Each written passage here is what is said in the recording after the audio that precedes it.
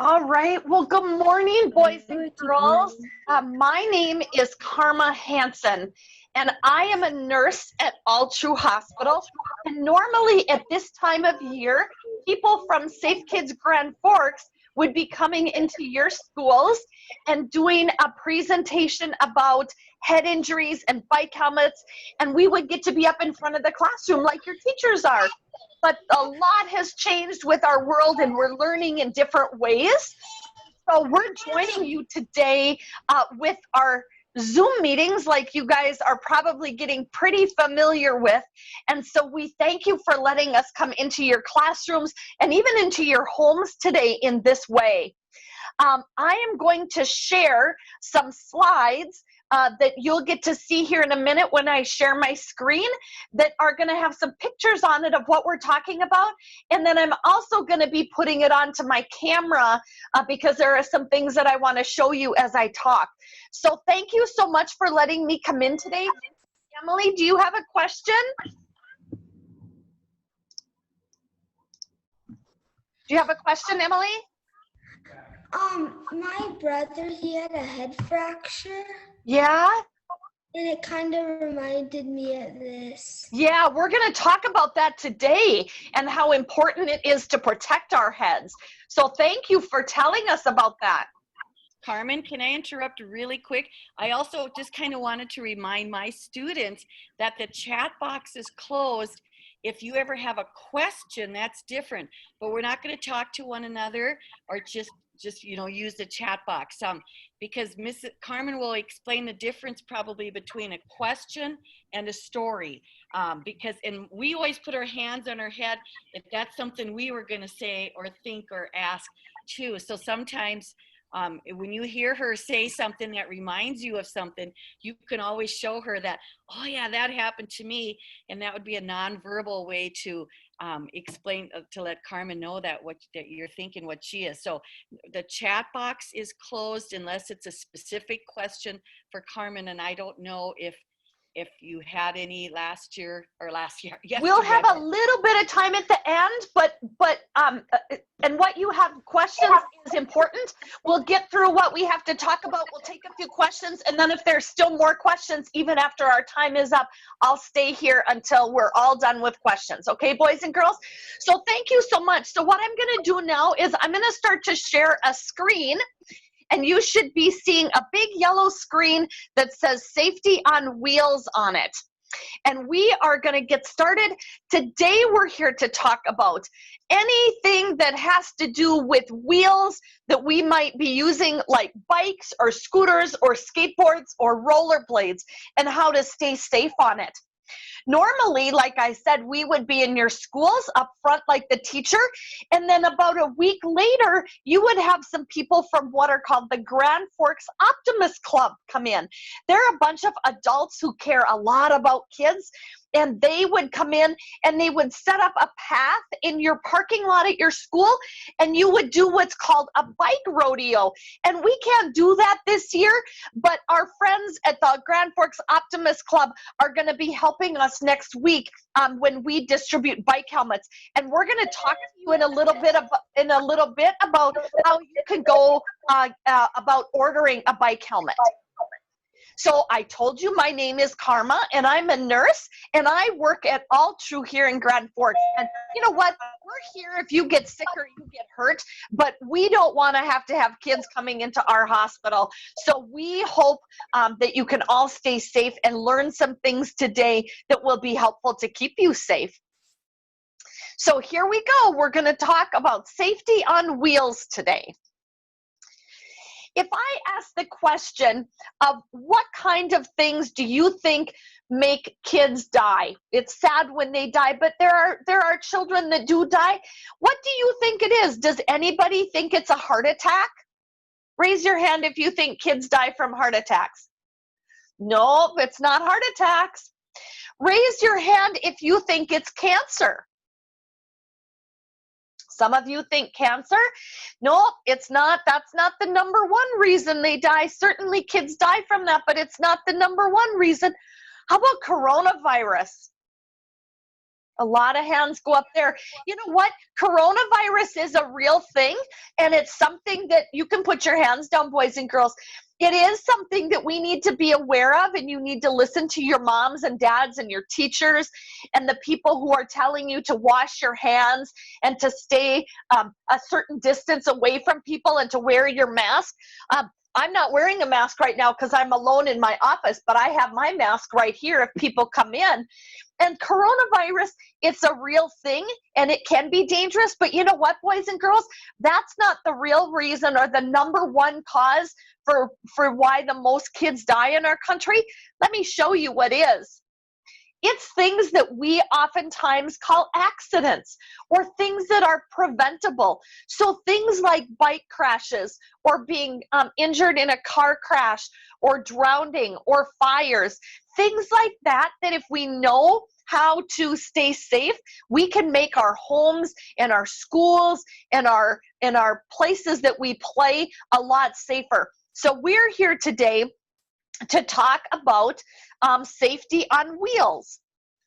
So I see a lot of you are learning in your homes, so maybe you haven't been outside yet today, but over the last couple days or over the weekend, or for those of us that are in the classroom, did any of you come to school today on a bike or a scooter, or have you ridden a bike or a scooter in the last couple days?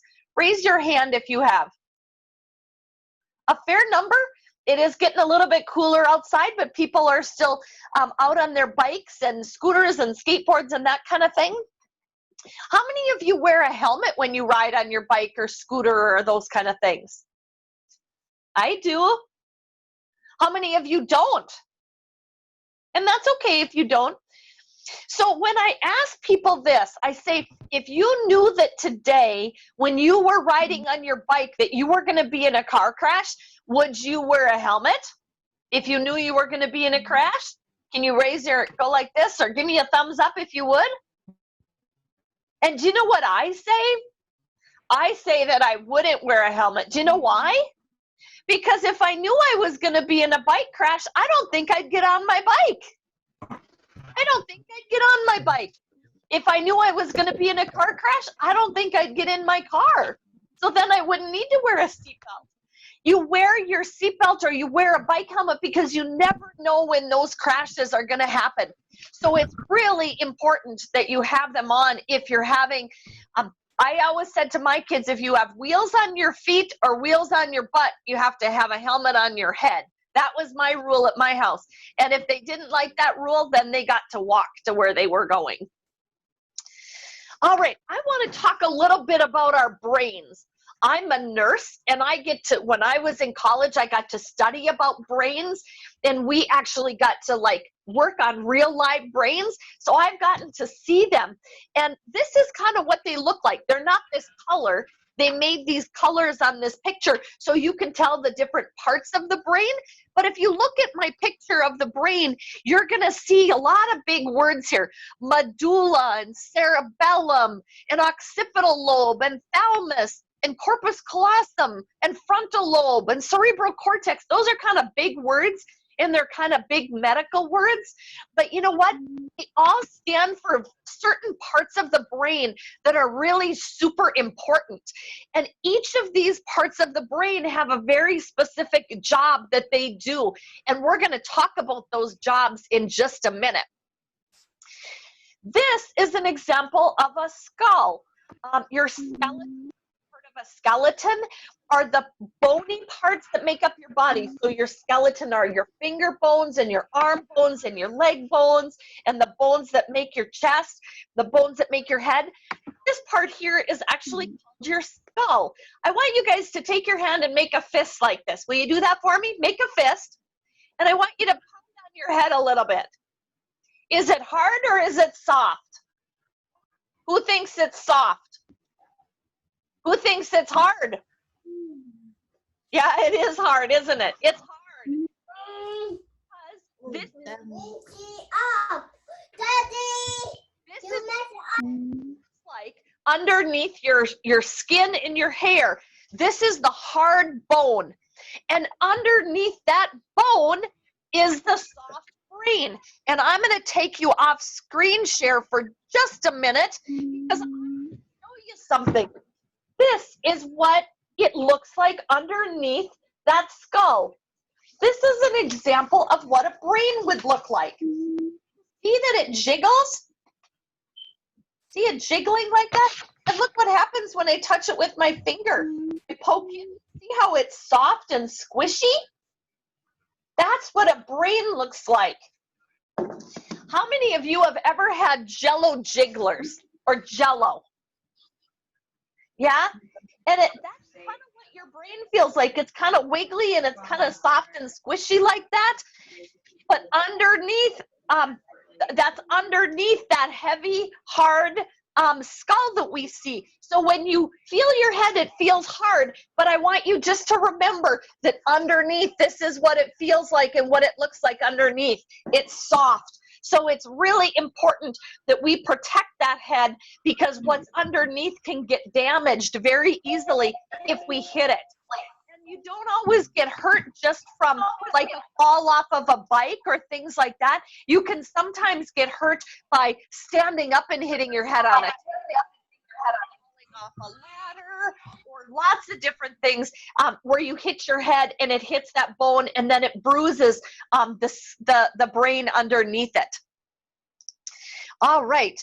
So if you fall and get hurt and you break your arm, you can come to Altru and we'll put a cast on it. And that bone is going to heal and it will get better. Or maybe you fall and you scrape your elbow or your knee and the skin comes off and it bleeds. And you know what? We can fix that too. We can put a bandage on it. But brains are really hard to fix. So it's really important that we protect them from the very beginning and make sure that we're always doing things to keep our brains safe. I want to talk a little bit about what our brain does. If you look up here at the, well, first look at the bottom picture, and that looks very much like this picture of the pretend brain that I've made in my little box. That's the color that it is underneath our bones and our skull.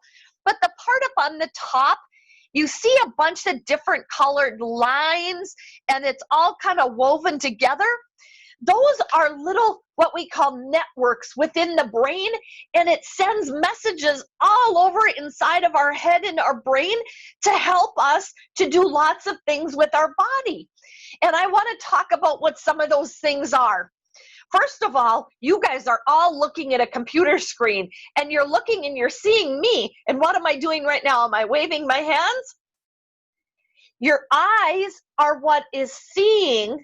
But you know what it does? Your eyes capture what you're looking at, and it sends a message up into the brain, and it goes through all of those networks that you see in that picture up there, and then it sends a message that says, I'm seeing that crazy lady waving her hands, or, oh, I see my friend on the screen over there, or, oh, I can see outside and it's a sunny day today. Your brain helps your eyes to see. The other thing it does is, what's this? I have big ears that help the sound go into my ears. It captures the sound and it goes into my ear canal. And then that sends a message up into that brain again, to that big network that's up in my brain. And then it tells my brain, oh, you're hearing some lady talk about brain injuries or about bike helmets, or, oh, my teacher just asked me a question, I better sit up and pay attention, or, oh, my mom and dad are calling me for supper, I'm hungry, I better go. So your brain helps you to see and to hear. I want you to raise your hand, boys and girls, if you have had to take a test so far in school this year. How many of you have had to take a test? Did you have to think when you took your test? And remember something that maybe your teacher told you yesterday? I bet you did, and your brain helps you to think. It also helps you to move your arm and your legs and your body.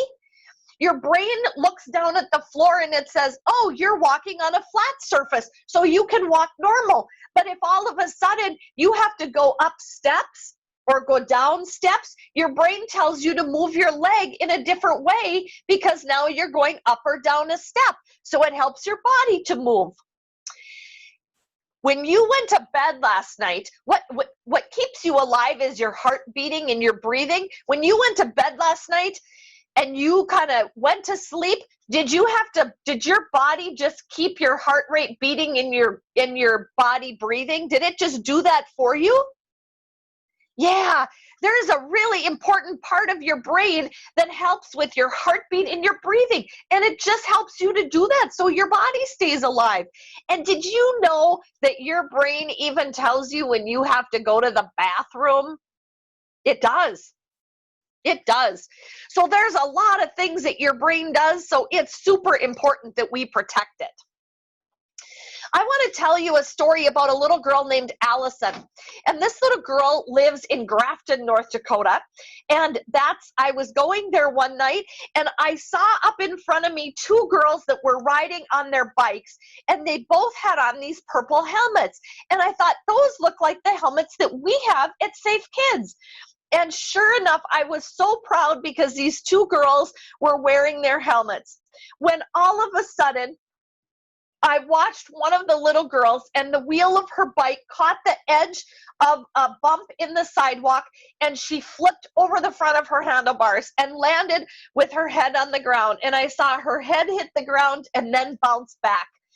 And I was so scared.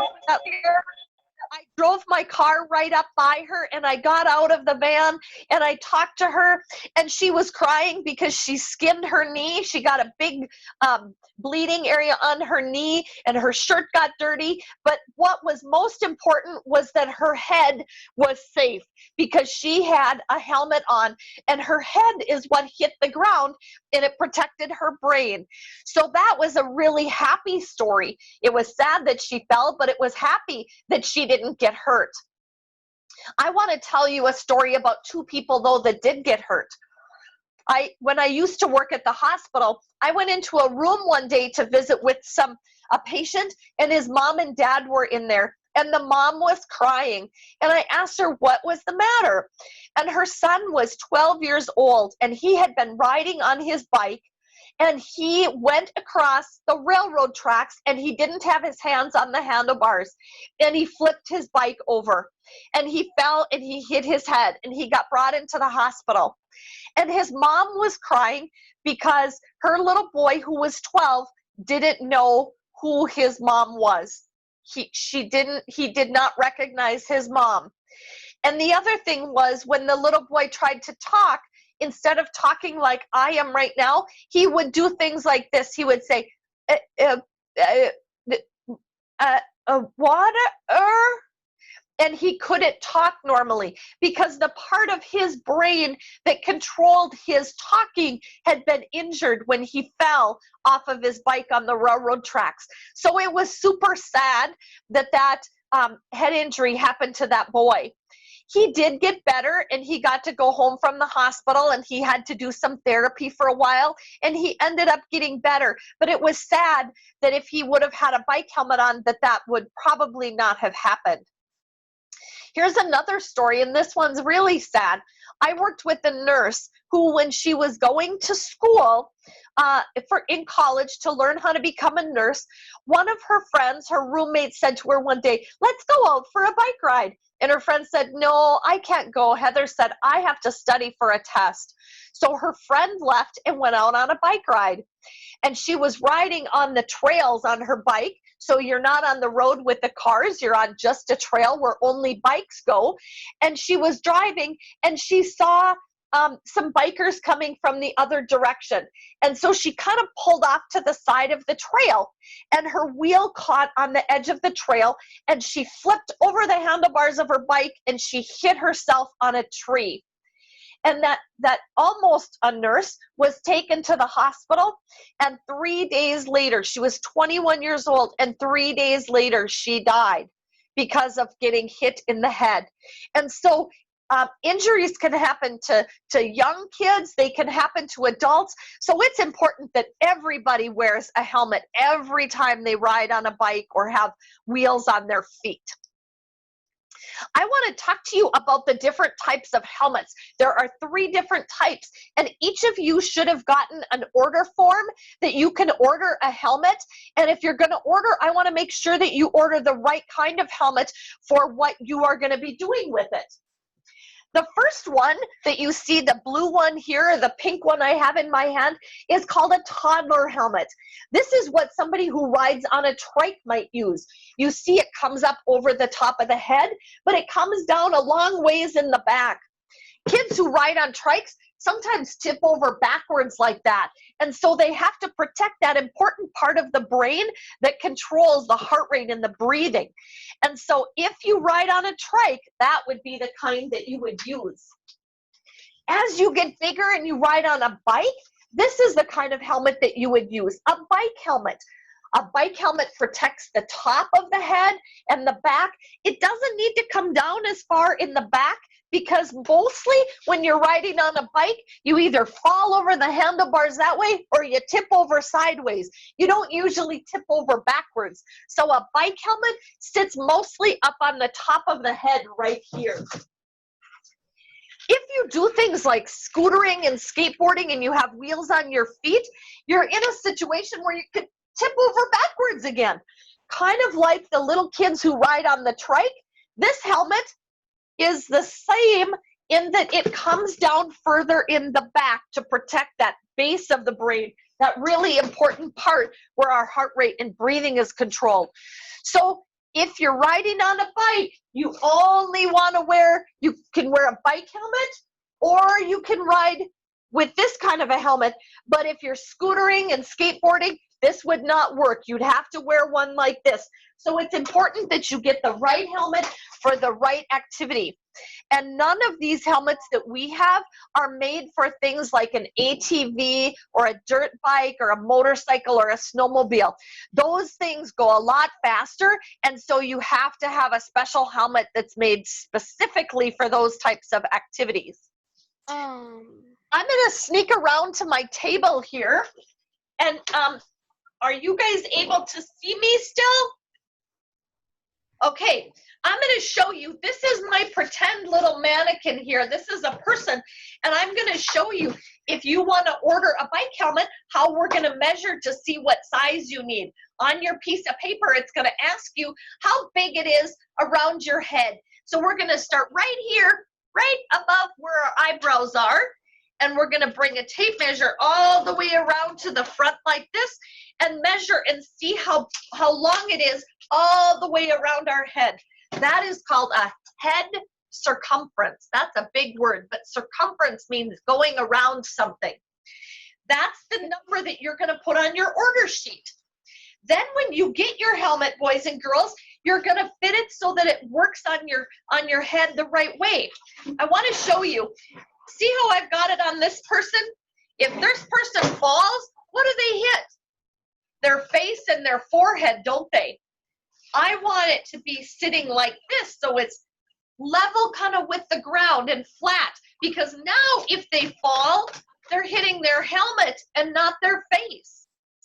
So if you can see on the computer screen, it says eyes, ears, and mouth. So here's how we're going to do it. I want you to take 2 fingers like this and put them right at your eyebrows.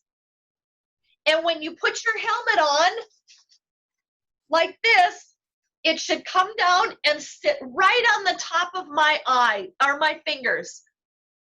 So right on the top, so it's not back like this, because then I'm going to hit my forehead if I fall. It's going to sit level on my head. So you can see that this is right above the eyes. The ears part is this. Take your 2 fingers that you made and spread them apart to make the letter V.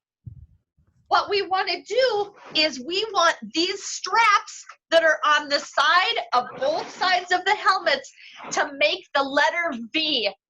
So if you see, they're making the V right below the ears. And there's a little tiny square piece on here, and we adjust that so it fits right below the earlobes and makes a V on the side. And then when we say mouth, what we want to do with mouth is we want to buckle our helmet together like this. Tight So our mouth to go like this. We feel it getting tighter so that it's nice and tight on the head. Once we've got the helmet on, we want to kind of feel to make sure there's not space between the helmets and the pads. And if I go like this, the kid's head should be moving like this, not the helmet around on top of the head. Boys and girls, when you buy your helmets, there will be padding in the helmets. They come in a little bag like this. And inside of it, you'll see that you can take these little pads out and you can change them. And there are fat pads and there are skinny pads that go in there. And so if you feel like your helmet is a little bit loose on your head, you would put in a thicker or a fatter pad. If it's kind of tight, you put in a skinnier one. And there's just little pieces of sticky material called Velcro in there, and that's how you change that out. You always have to have these pads in your helmet though, because that's what helps protect your head from the energy of that crash. So you always have to have those pads in your helmet. Could I tell you something when I was riding on my bike? You know what? We're going to wait with the stories till the end, okay? All right. All right. So when do we need to get a new helmet? We need to get a new helmet about every 3 to 5 years. They're just made out of plastic, and over time, the plastic starts to get bad. So you should get a new one about every 3 to 5 years. You should get a new helmet if it's been in a crash, because likely it's broken the plastic or the styrofoam in that helmet. If it has broken or missing parts, if you lose the little pads that are on the inside, then you should get a new one. Or if it doesn't fit anymore, you should get a new one. All right, I want you to look at my pictures, and we're going to see who in these pictures needs to be wearing a helmet. The girls up here are just riding right at the end of their driveway. They're not going very far. They're close to their home. So do they need a helmet? Can you raise your hand if you think they do? They do, because you know what? Can accidents happen at the end of your driveway? Sure they can. So they're not doing it right, are they? How about this girl on rollerblades and the boy on the bike with training wheels? Do they need a helmet? Yep, they need a helmet. How about down here, this little person that likely is going to come ride on the trike? Trikes don't sit very far off the ground, so they probably don't need a helmet, do they? Raise your hand if you think they do. They do need a helmet. You know what? Those little heads are very fragile on kids. And remember, we talked about this is the kind of helmet that somebody riding on a trike would need. How about this little person right here that's going off in a park? They're not out on the street. Do you think they need a helmet? They do. So if you look at my picture over here on the right, you're going to see that moms and dads and grandmas and grandpas and kids of all ages need to have a helmet. So everybody should have one. On your order form, when you guys order your helmet, if your mom or dad doesn't have one, or your bigger brother or sister, you can tell them that they could order one too, okay? I want to talk a little bit real quickly about how to take care of your helmet. We don't want you to throw it on the floor or the ground. The best thing to do would be to hang it up maybe on a hook inside your house or on your handlebars, or if you go to school, you can hang it where your coat and backpack go. That would be a good place to put it, just so that it doesn't get kicked around or lost off of your bike. So keep track of where you store that helmet. We're going to talk a little bit about the rules of the road, and each of you have gotten a book called a bike safety book. It's a yellow book, and you'll get to go through more of these rules, hopefully with your teachers in that book, but I want to show you about some hand signals. The first thing is we always want to keep one handle on the handlebar. So if we use our left hand and we're going to turn left, I want you to take that arm and I want you to just point in that direction. Do you see how my person on the bike is putting their arm out? And if you want to put your finger like this, it's almost like you're pointing to the left. Okay? If we were going to go to the right, which way would we point? We would point to the right, or we can put our hand up like this. So kind of bend at the elbow.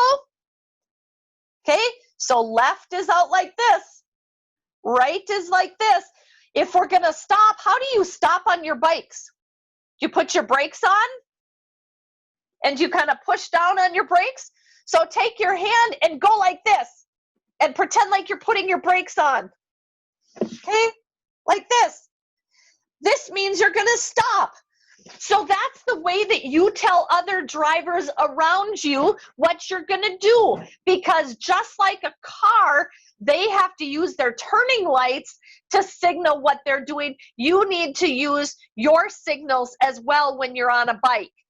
And when you're on a bike, it's really important that people can see you. The other night I was driving home to my house, and all of a sudden I saw a flash of light, and I saw about 6 or 7 kids driving on bikes, but only one of them had a headlight on the front of their bike. And the law in Grand Forks says if you're going to ride at nighttime when it's dark, that by law, you have to have a headlight on your bike. And that's so people can see you. If you look at the picture on the right here, the person in the dark clothing, it's very hard to see them. And all of the kids that were riding on bikes had very dark clothing on, and it was hard to see them. But when you have light colored clothing like a yellow or a white or a pink on, and you have a headlight on your bike, it makes it easier to see.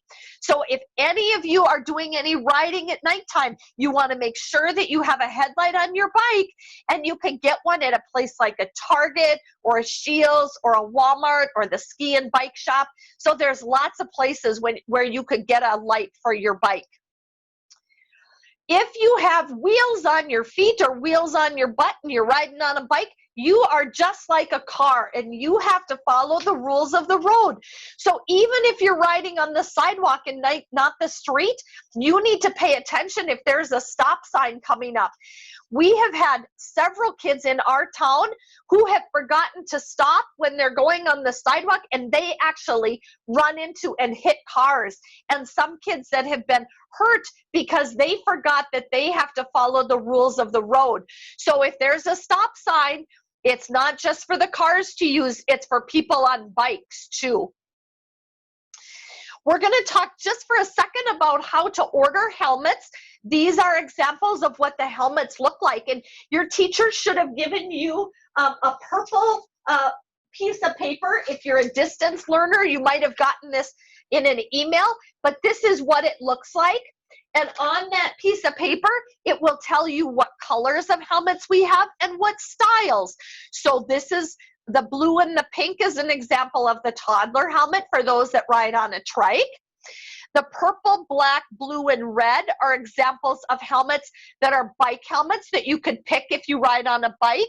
And this group at the end over here are helmets that you would use if you scooter or skateboard or rollerblade and want to order one of those. Now, if you are going to order a helmet, you need to have your order form turned in to your teacher, who will turn it into the office by Thursday at 12 o'clock. If you're a distance learner, you can email us. There's information on the sheet about how you can go about getting those helmets. We're going to have 3 places in town next week where moms and dads can swing by a parking lot and pick up the helmets out of our vans on 3 different days next week. This is what the order form looks like. And this is a copy of the bike safety book that we gave to the teachers, and they can, if you're in a classroom, they can go through this book with you. We also passed it out electronically, so you can do it online. And boys and girls, there's lots of information in there about how to take care of your bike and about those hand signals and things like that. So I hope you'll take some time and go through that bike activity book. And no matter what you're riding on, whether it's a bike or a scooter or a skateboard, we at Safe Kids Grand Forks and with the Grand Forks Optimists hope that you ride safe and be safe and protect that brain of yours, because it's super important for learning and for growing and for being happy and healthy. So thank you for letting me come into your classrooms today and talk with you. And I hope that you've learned something about how to be a little bit safer on bikes. So with that, if anybody has any questions, I will answer them for you. We don't have time for stories, but if you have a question, I can answer a question for you, okay? And Carmen, also Mrs. Narlock's class can share stories later today. So if it's a story from Mrs. Narlock's class, we'll share later. So right now it's a question like, what if, what happened, yeah, things like that. So a question no, is something where you want me to tell you the answer to. A story would be about something interesting that happened. And so I'll take questions if you have a question. So Mohammed, I see you have your hand up. Oops. Go ahead, Mohammed. How about we use knee pads and elbow pads? You know what, Mohammed? That would be very safe as well. And I would encourage you to do that if you have them. Remember, we talked about if you break your arm or skin your elbow, that we can fix those things. And I don't want that to happen. So those would be helpful to have. But the most important piece is going to be your helmet. And boys and girls, if you would like a helmet and you will wear it, and maybe your mom or dad says that you don't have money to buy a helmet, you know what? You talk with your teacher and we'll find a way to get you a helmet, okay? Because I don't want anybody who wants to wear one but can't afford one to not have one. So I have very nice people who will help with getting you a helmet. Is it Gutham? It's Gautam. Gautam, you go ahead. I like your sweatshirt, buddy. And so I got one hit. I got one when I go to scooter. I got one hit in here. You got hit. So my dad helped me to do bandage. One skin got out in there. So my dad helped me to do bandage. Yes, that's good. All right, anybody else have a question? Khalid?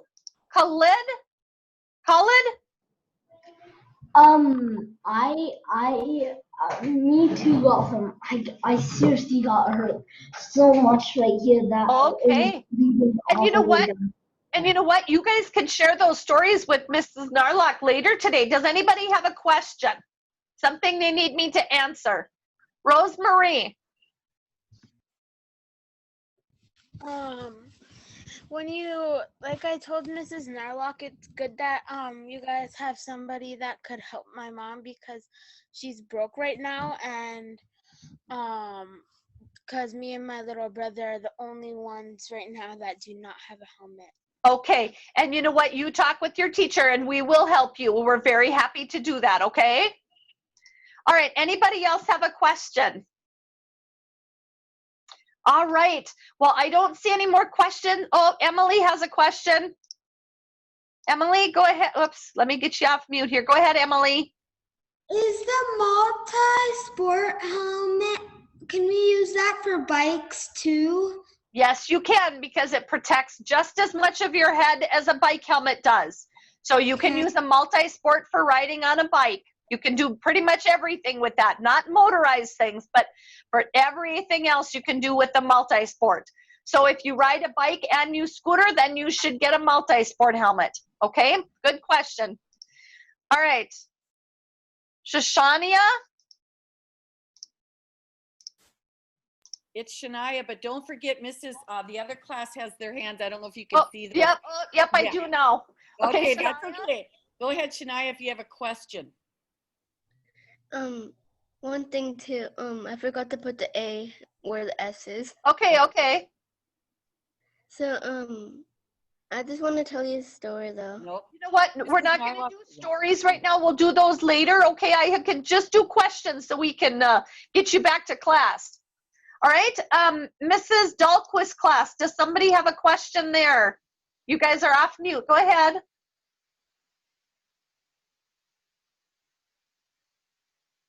Mrs. Dahlquist, go ahead and pick one of your students.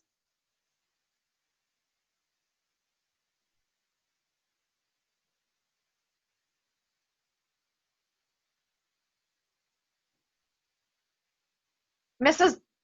Dahlquist, I'm not hearing you guys. I can't hear. Do you want to type it in the chat box?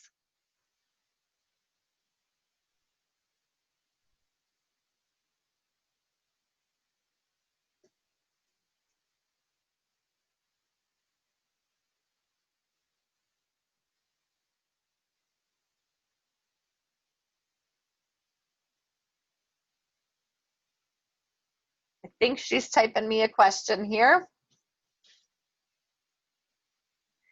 If you can't ride one-handed, are there other ways to signal to turn? No, you know what? Here's what I would say. That's a great question. And I would say that if you can't ride one-handed, it's probably important that you're not on the roads, because it's really important that you be able to do those signals and that you have good control of your bikes. So I would say that you should stick to like your driveway or the sidewalks, or maybe travel with an adult to have them go with you so they can do the hand signals for you. That's a really good question. All right, are there any other questions?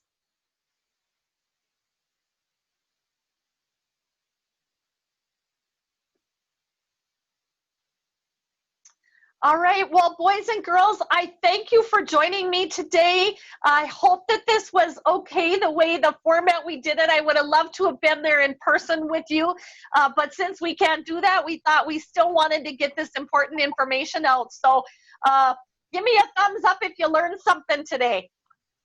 Oh, I got 2 thumbs up. I got lots of thumbs up. Good, good, good. Well, thank you, boys and girls, and you guys have a great. And be sure if you need a helmet that you get those orders into your teachers. We are going to be picking them up at noon on Thursday. We want them turned into the office. And then next week, we will have the helmets by the size and the color in our van. And we're going to be at 3 different locations throughout the community. The other thing I have, and I apologize, I didn't talk about it. I missed it. I have these little things right here. If you need these are a reflective piece that goes on your zipper of your jacket or your backpack. We talked about being able to be seen at night. If you need these for kids in your classroom, let me know and we can get them out to the classrooms. So with that, thank you so much to everybody, and we look forward to helping you out with your helmets next week. Thank you, Karma, very, very much. Kids, can you give an air clap? Air clap. And then Mrs. Narlock's class will meet our usual